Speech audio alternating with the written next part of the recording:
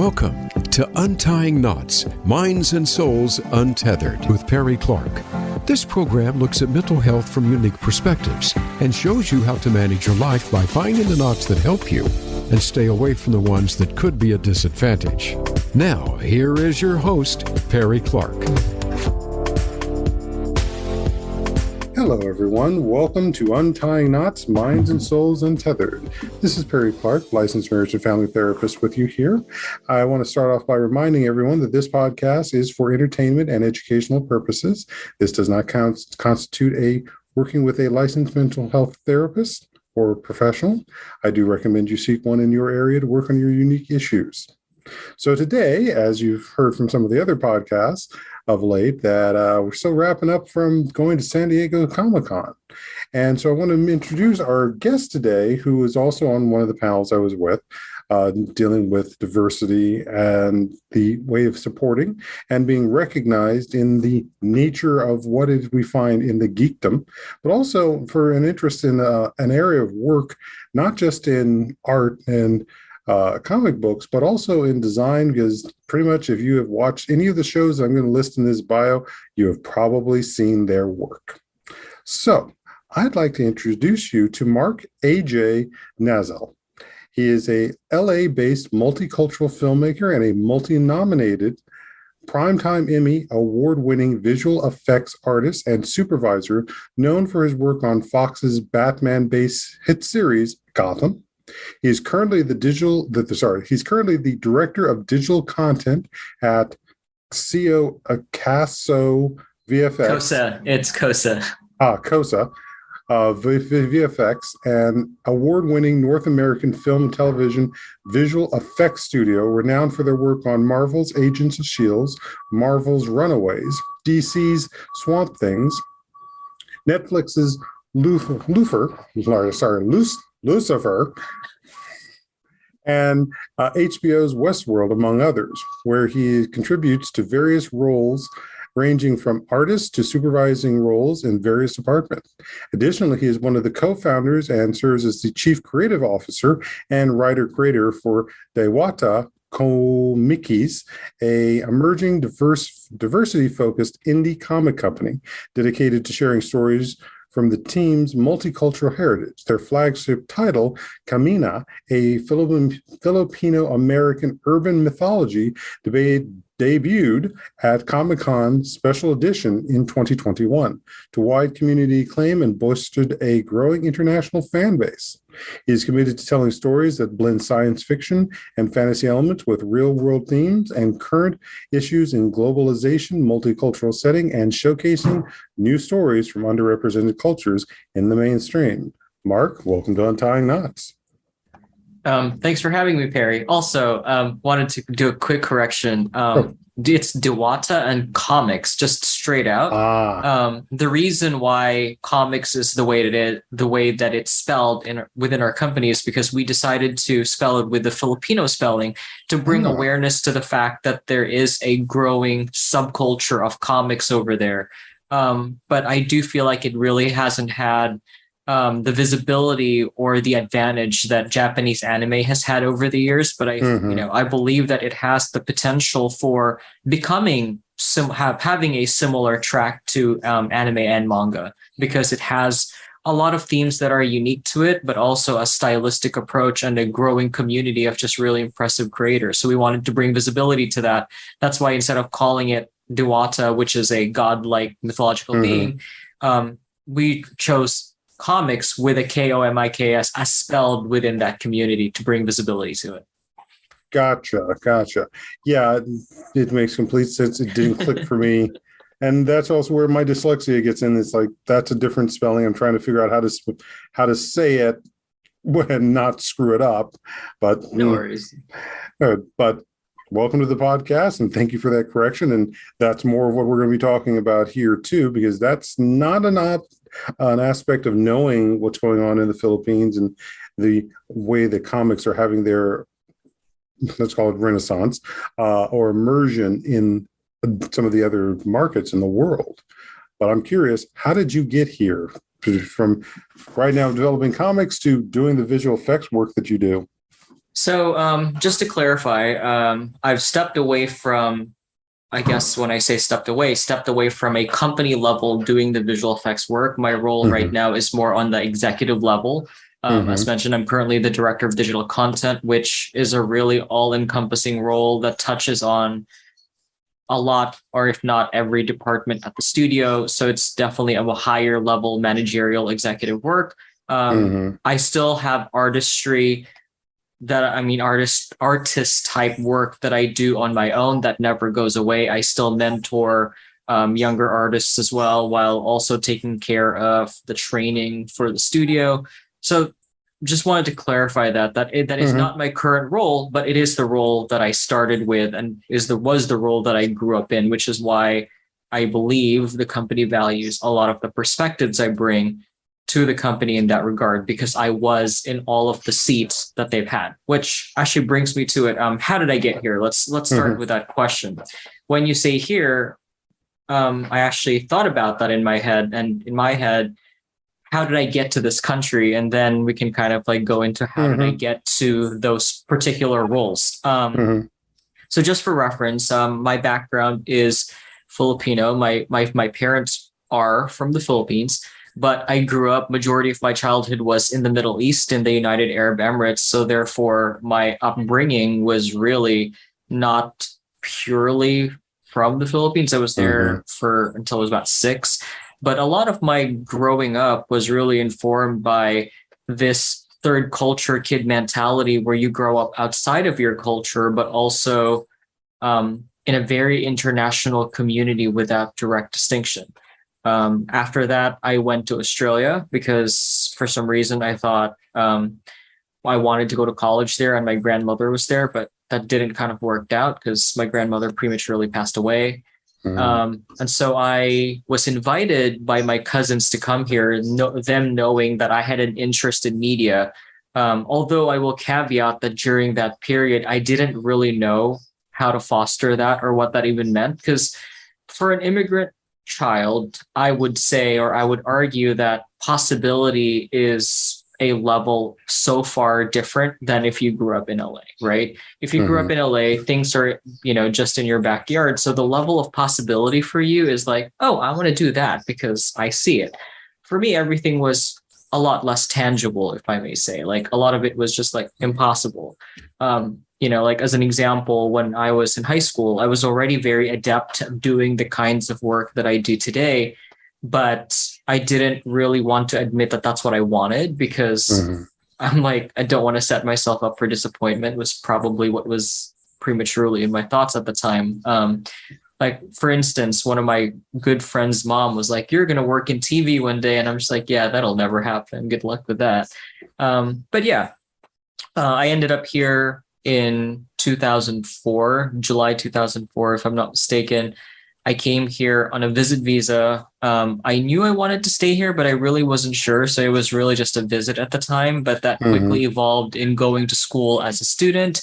After graduated in one of the toughest film industry markets for LA, which took a little bit of time getting into the industry. I'd say about a year and a half or so. Found my way to stereoscopic compositing, which is basically doing 3D for film and television. My first project that I ever worked on was the 3D re-release of The Little Mermaid, which then proceeded to Man of Steel. Those were, I think, good foundational moments for me. But I think the place that really defined my career, quite honestly, is the place I'm in now. After that job, it didn't end. After I exited that job, I found my way back here in LA. That was in San Diego, because as I mentioned, there was a dry spell for work in LA because of lack of incentives brought about by X, Y, and Z circumstances. Work was very, very tight.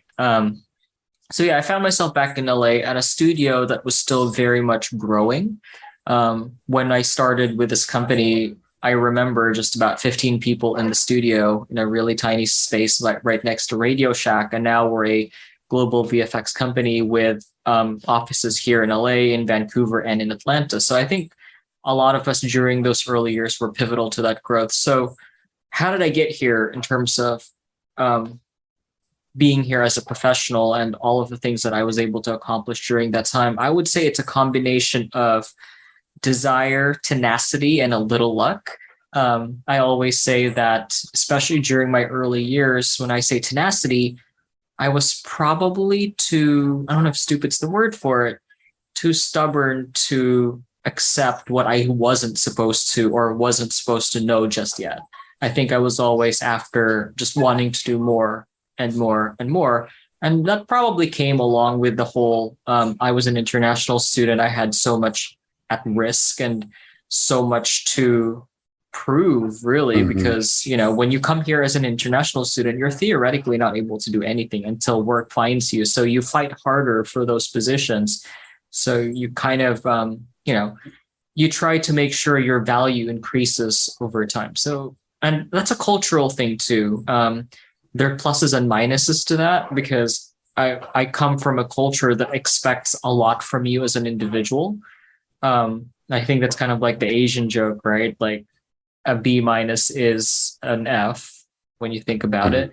I think it was a Glee joke, but yeah, it's a lot of circumstantial events, but also mental, not restrictions, but rather mental expectations set because of culture, because of circumstance, and all of that material. It should sound more joyful, but it certainly wasn't an easy journey, if I may say so myself. No, but I think it's also one of those journeys, again, we don't get to hear, that doesn't get spotlighted often. Because there's a number of levels to what you were talking about, between what it was taking for you to come here, what it was taking for you to find your sort of purpose in working in the VFX world, let alone, I mean, literally, how many people know what is the path to get into VFX? I think, getting right now, today especially, there is such an influx of material. I would actually say more than any other time in history, now is a good time to join the industry, because there's so much work and there's so much content. That doesn't mean just anyone can get to it. I think getting in is easier today because of the need of work. But I'd say longevity is a much more debatable question, and is a much more impressive feat if you're able to stay within the industry, but B, evolve in many ways within the industry to the point where you're able to affect more than just the artistic work, but able to go beyond that. And I think that takes a certain, again, I keep on saying it, a certain level of tenacity and just desire to want to do more and change along with the industry, because it's an ever-changing industry. It's art and technology that is constantly evolving, if not yearly, monthly, daily. You find so many nuances that it's hard to really stagnate. Like, I think that was probably one of my traits that I encourage a lot in the junior artists that I would mentor, is remain curious indefinitely.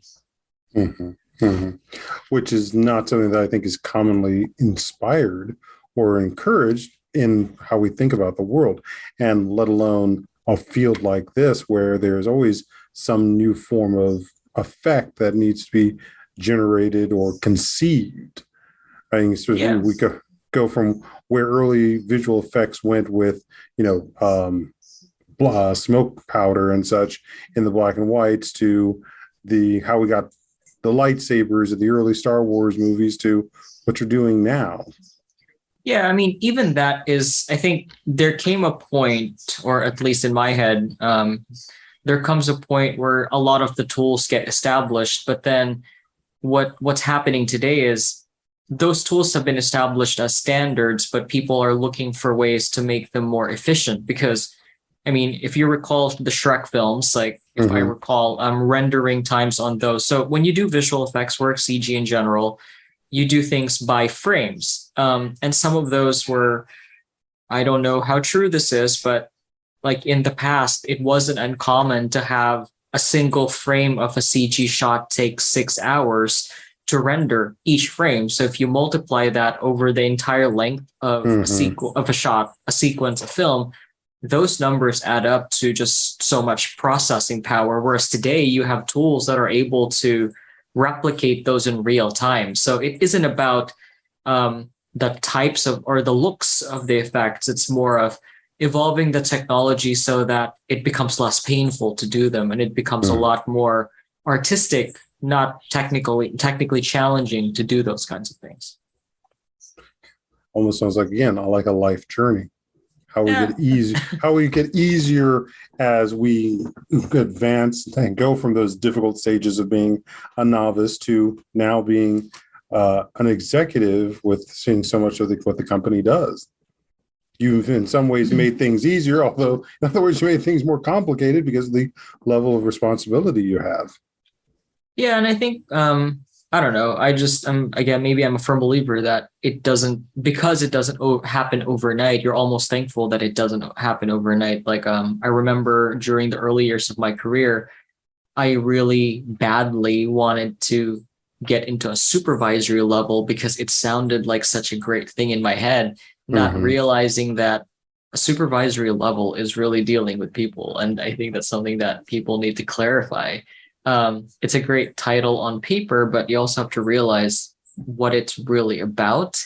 And so to say, not every artist is a great supervisor, despite how good they are within their artistry, just because it is more of a people and management role to make sure that you're not just looking after your interest, but the best interest of your team. And that takes a lot of empathy, actually.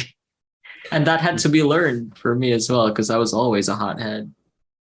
Which is kind of very relevant because I know here in Silicon Valley, there are so many times we're hearing about bad managers or managers who aren't really good at their managing the job. And it's like, how many were good engineers then placed in this supervising people, which is not why they got into being engineers in the first place. Yeah, exactly. Exactly.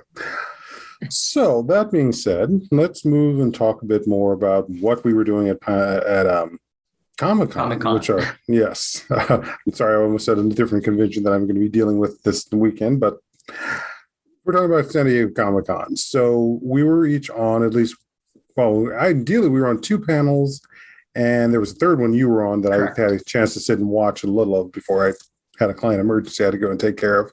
All of these were about our diversity. So there was dealing with LGBT and neurodiversity, BIPOC, and you were also on the Native American and Indigenous one. So what was that experience like for you? So maybe perhaps in order to answer that, I should sort of mention my journey into how I got to that point and why that's relevant.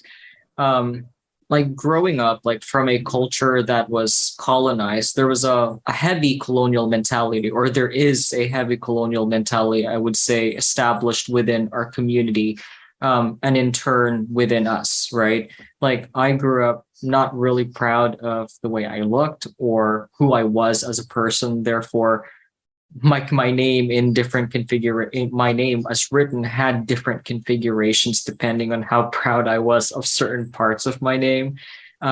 Or there was even a time in my life where I wanted to change it into a more acceptable sort of standard name. So the name itself, therefore I mentioned, we should talk about that.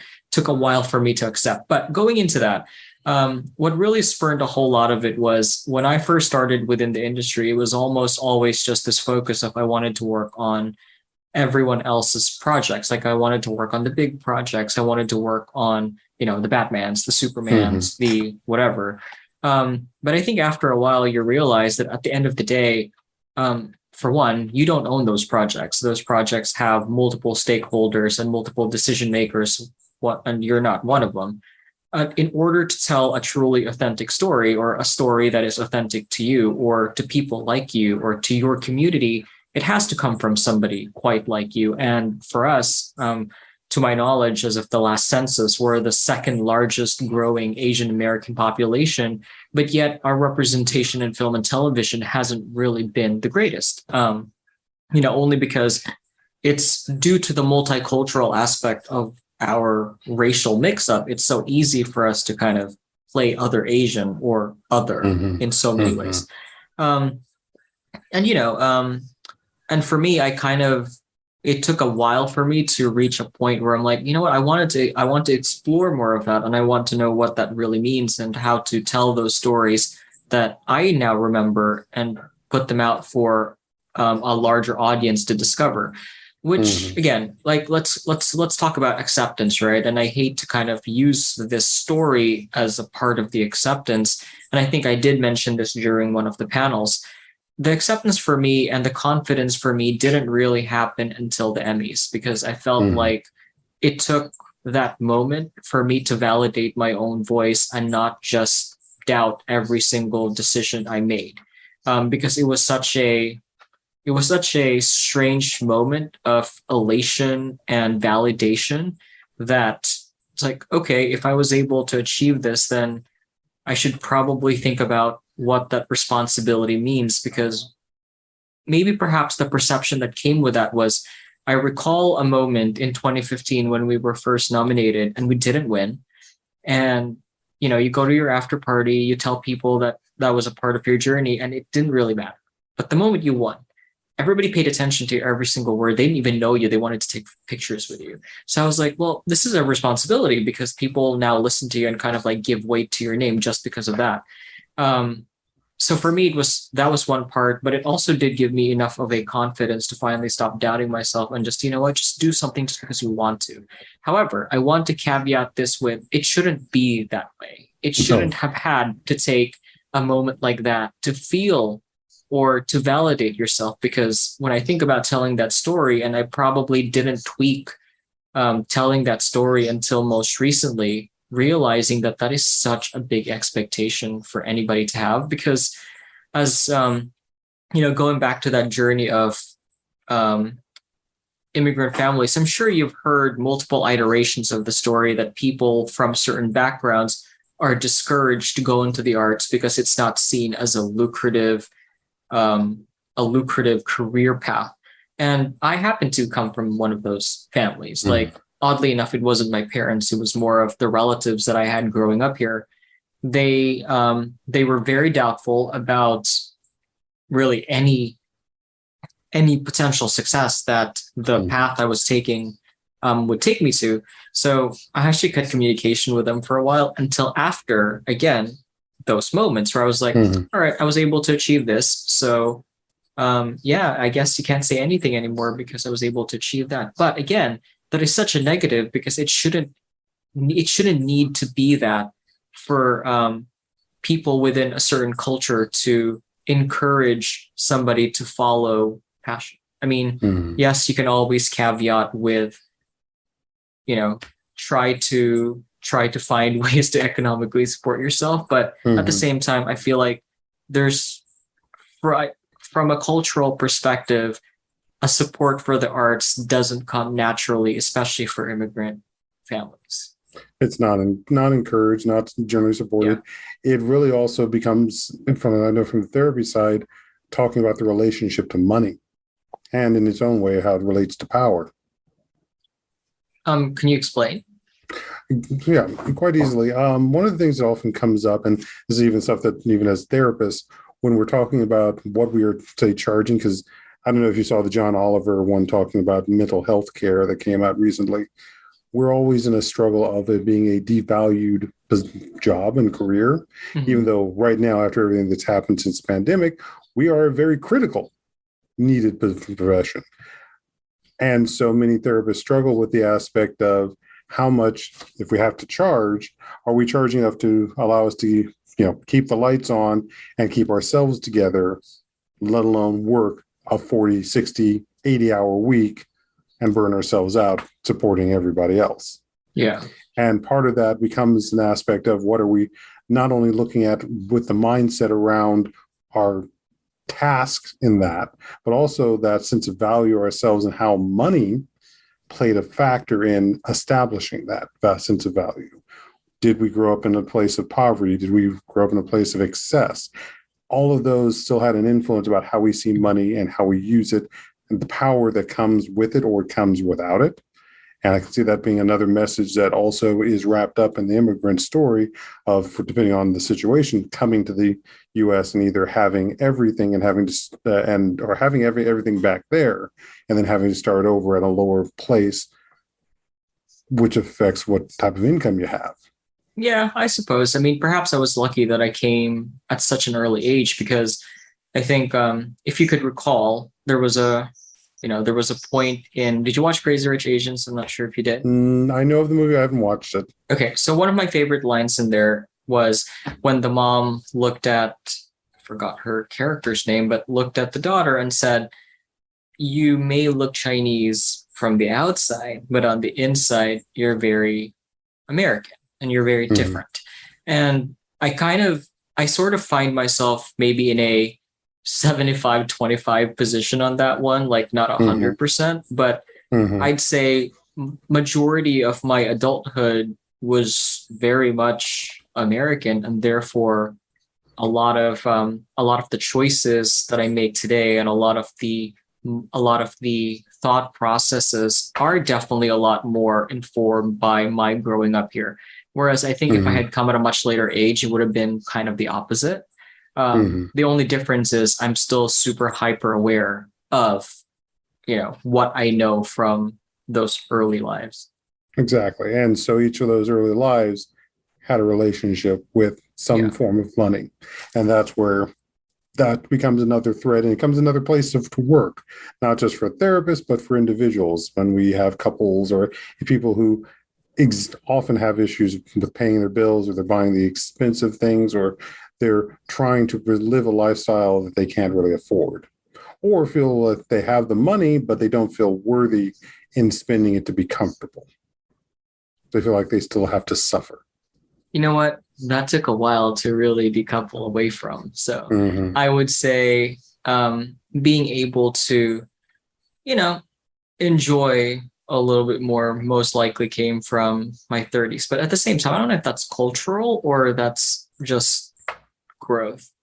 Well, I would say it's maybe a little bit of both. A little bit of both, because you, as you said, being a third culture kid, you've gotten each of the different. You have the Philippines, you've got the Dubaian, you've got the Australian, and then you've got the U.S. Each has got its own slightly different variant on money culture. Yeah, and how it handles and what it means. Then there is, what did you establish then in this field too? Money means a very different thing between being a director in the company versus, shall we say, a grunt in the bullpen. I would say not true, because from an artistic standpoint, I'm actually proud to say that if you're a sought after artist or a senior artist with credibility within this industry, you can match those rates. Like there's still very lucrative rates. Like maybe perhaps that's a plus side of the industry, where if you're valued, your value does show in your rate. So and ultimately that value and that rate is still tied to money. Well, yes, it's very much so. Yeah. So there's a dance that still goes on in all of that. Yeah. I think that's a place where we can take a break. So come back here and listen to our second half. This is Untying Knots. I'm Perry Clark, licensed marriage and family therapist, here with Mark A.J. Nazal, a artist extraordinaire and now manager extraordinaire. And we'll be back shortly, folks.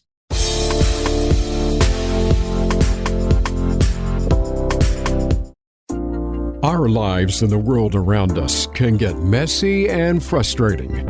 Untangle and Grow Counseling's focus is to untangle that mess and make sense of it, so you have a good foundation to build and grow from. Visit us on the web at untangleandgrowcounseling.com. Perry Clark offers individual psychotherapy, couples and family therapy, and adolescence therapy from a variety of coping materials and resources. Visit untangleandgrowcounseling.com for more information.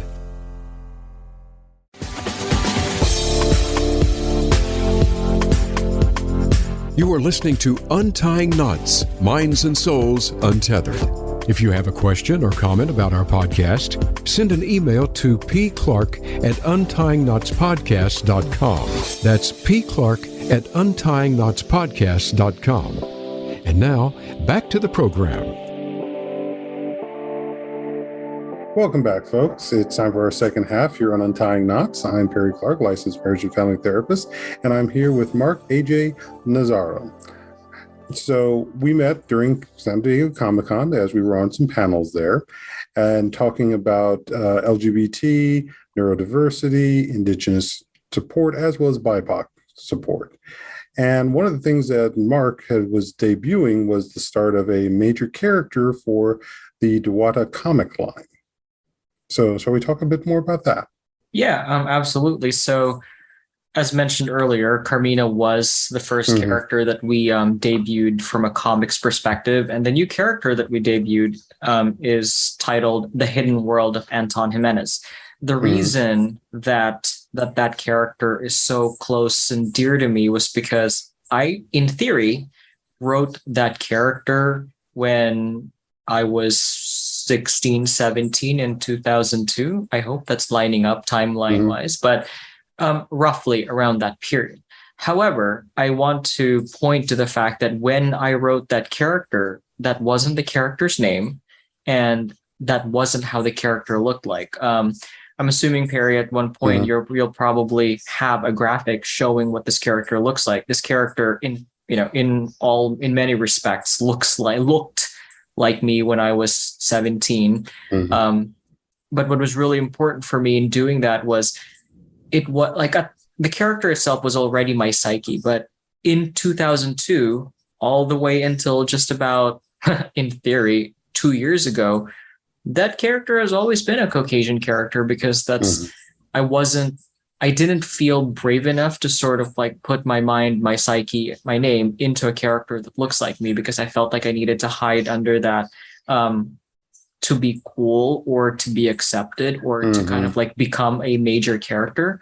And whereas now my perspective shifts to it's great for me to be able to create the character and put a more authentic face to the character so that no other person has to feel that. When I say no other person, I hope I'm not being so ambitious in hoping that it'll reach such a large role, make such a large impact. But my hope is that it'll at least reach somebody who it can relate to, and they read the story regarding the development of the character and have that be relevant within their storytelling.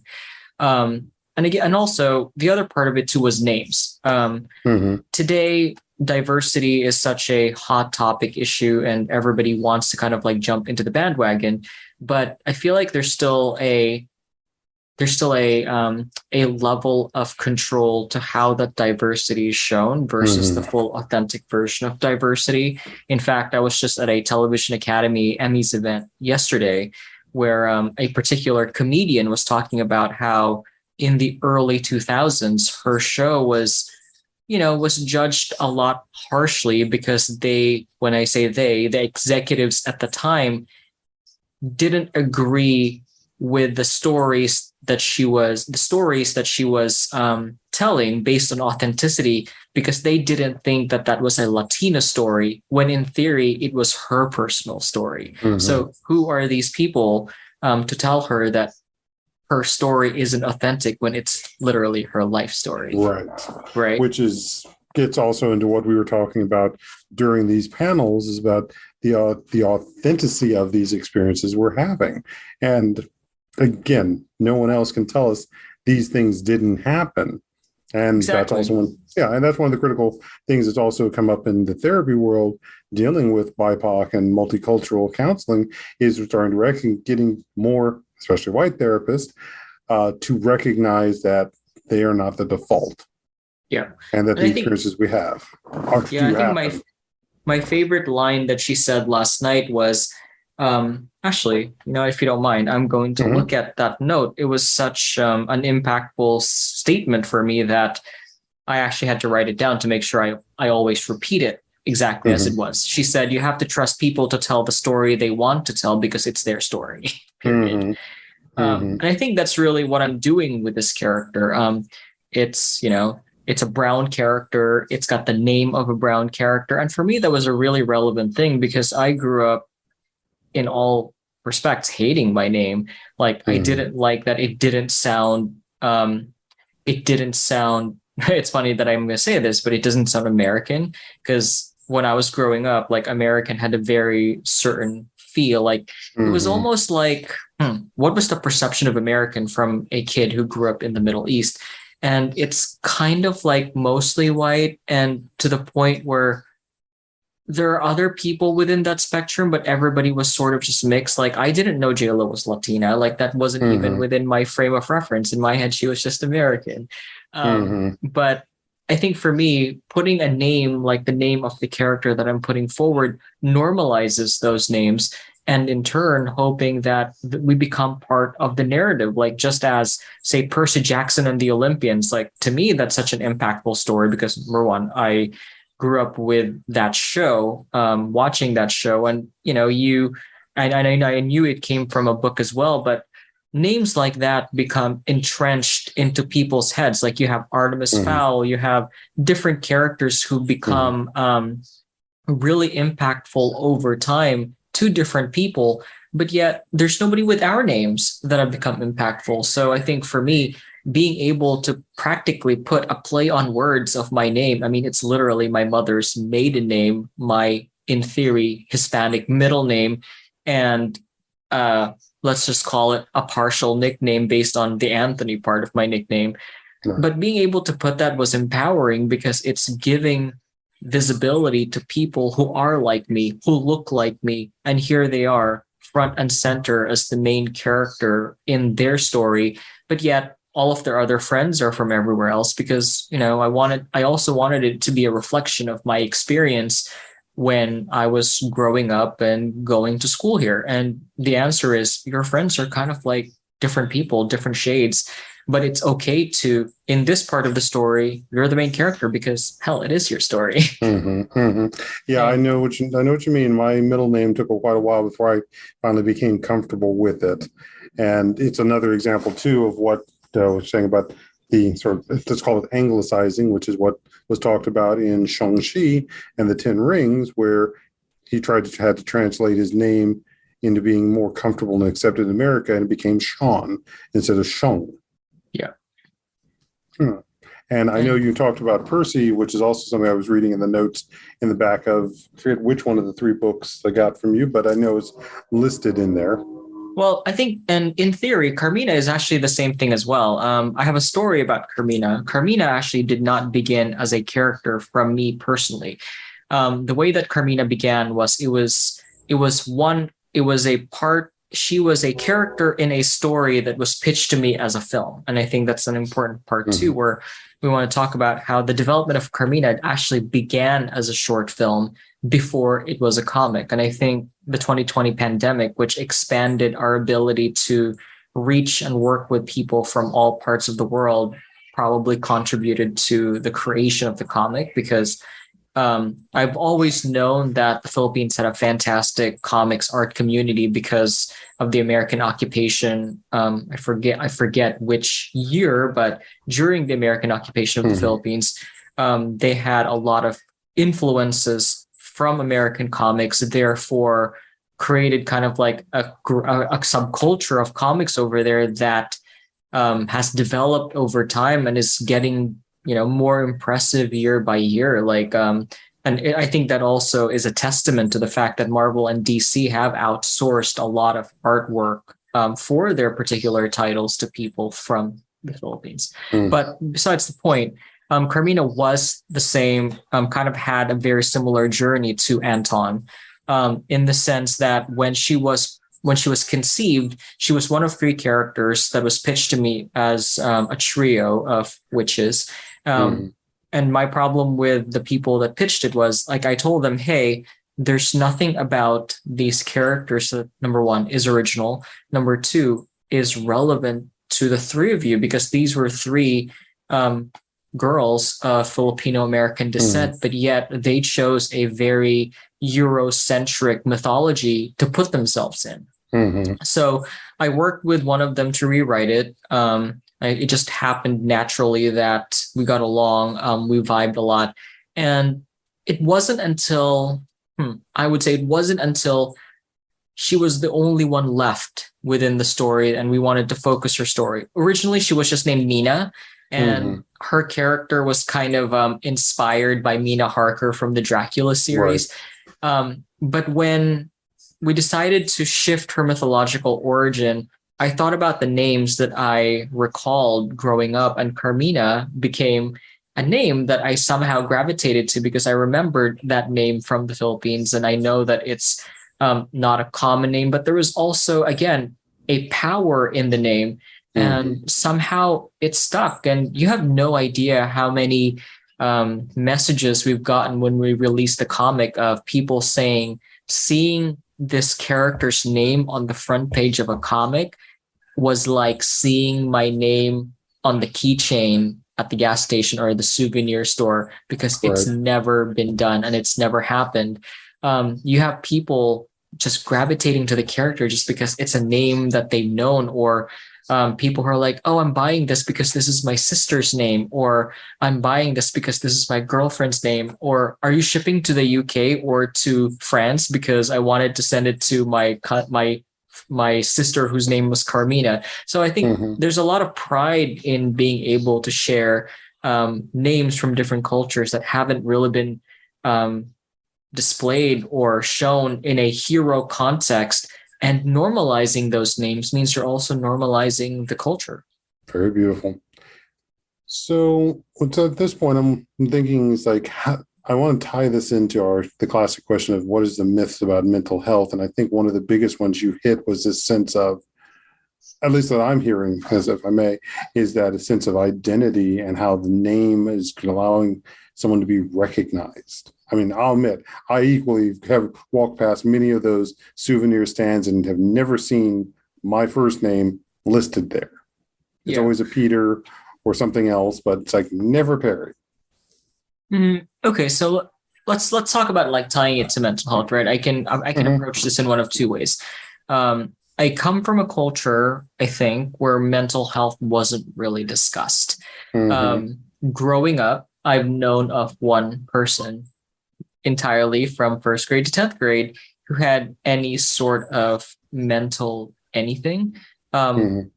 In high school, there was never any mention of it. And I would even argue that even during my early years here, I don't think it's really been widely spoken. I think it really hasn't been until the last 5 to 10 years where I think we've made such great strides into truly understanding that there is a need to be understanding, to understand people from that perspective, and different therapeutics of just being able to talk to individuals or to talk to professionals about issues and, decoupling, or rather detangling a lot of the traumas that we've acquired over the years. I think if anything, I've been lucky that I've had a great friend support system, and the artwork. Actually, I would actually argue that the reason that I push to doing this art, even though I'm already busy with everything from a professional standpoint, is because to me it's been therapy. It's been therapeutic, and I would even argue that it saved me on so many levels. Like when I was at my darkest, I think being able to show the art or to do the art has always been a way that I've escaped into a therapeutic means. Beautifully. And that's a normal question I used to ask a lot of creators. How is mental health, or how is your work and mental health interconnected? And you naturally got to that. So. Yeah. And to even add to that, I would say as a kid, you may not see it now, or maybe you do to some point. Like I would call myself an introverted extrovert, if that makes sense, where I think at the core, I'm still very much introverted, but I've kind of learned to socialize and become more introverted as time went along. So another name would be an ambivert. Okay, an ambivert. I will make sure to let people know that when they're like, I don't know how to place you. But going back into my childhood, I was always that kid who would just keep my door shut, and I was always just, away from everyone.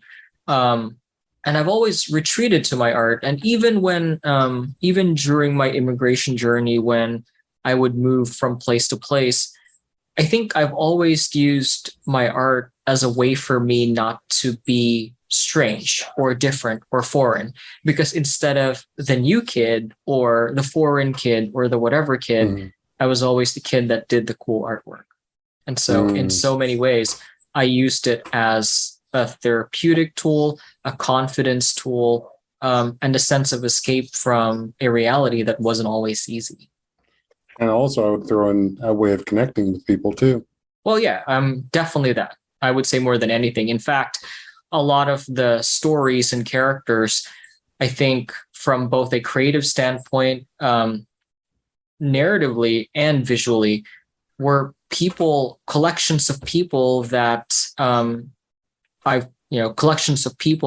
I've grown to know over the years. Like clearly Carmina was a character because we were exposed to the creator and the actress that embodied her in the series, who is the co-creator, Erica, and she is the character that you see when you flip into the second page where there's like a visual representation of the character in film. But in the hidden world of Anton Jimenez, I think you'll see a lot more similarities to really the friends I've made over time. Like when I grew up here, I won't ever say who they were or who they were inspired with. People can feel free to speculate, but they are based on different individuals over time or different personalities over time that I've encountered.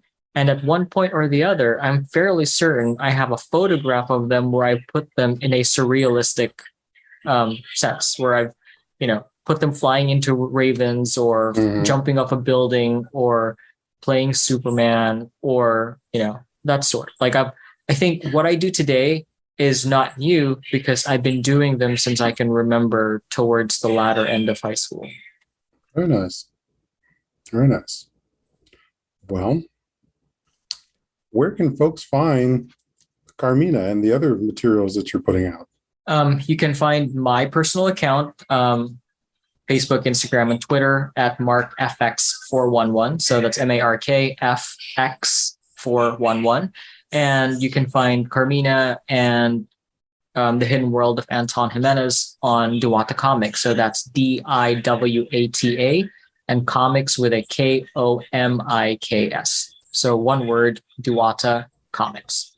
And then you also said that the Carmina is going to be coming out as a production piece. Correct. So piece. Carmina currently is in post-production right now, post-production visual effects, which takes the longest, quite unfortunately. Right. And I think what's so cool about it, and Perry, I will just say this to you, you ordered your stuff just before we sent out the notices for the Wrathborn Goddess. I'll be sending you a complimentary copy, and what you'll see is that the Wrathborn Goddess is almost a carbon copy of the film, because we literally waited for our artist Roland to finish the Wrathborn Goddess before we went back to the film, because a lot of the aesthetics he established on the comics made their way into the film. Yes. Very nice. Now, out of curiosity, can you also start ordering this from your local comic stores too?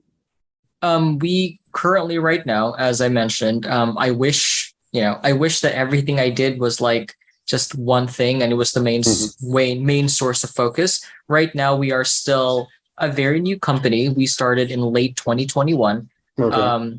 We've been focusing on conventions because that's where you really draw large crowds. We've been doing localized signings and partnerships with comic book stores in the Los Angeles area, only because that market is a little bit more personal. You can find us online. I think online is the easiest way to order it from any location within the United States. We're looking to expand to Amazon very soon, so look forward to that. But in terms of like an overall nationwide comic book circulation, we're working on it, but we're still not there yet. We're definitely taking our audience in small strides. But I will mention that I just recently did get invited to an event in the Bay Area, surprisingly, not for a comics festival, but for a Filipino books festival. Oh, very nice. So that would definitely a place to come in and bring those at. And I know we have a few comic conventions that do happen up here. So, and we have a very large Filipino community down here, especially in the South Bay Area. So more than welcome. I think you'll find another marketplace here too. Yeah. And last but not least, find us at LA Comiccon this December. And again, follow us on socials because more than likely new events will pop up every now and then. Perfect. Well, Mark, I can't thank you again for being here. And I look forward to putting this episode out, which will be coming in November. And hopefully more of those things will be ready and able for people to get there. So this is Untying Knots. I'm Barry Clark, licensed marriage and family therapist. And stay tuned for our next episode. And be well, folks, here on the Voice America Network. Bye. Thanks all.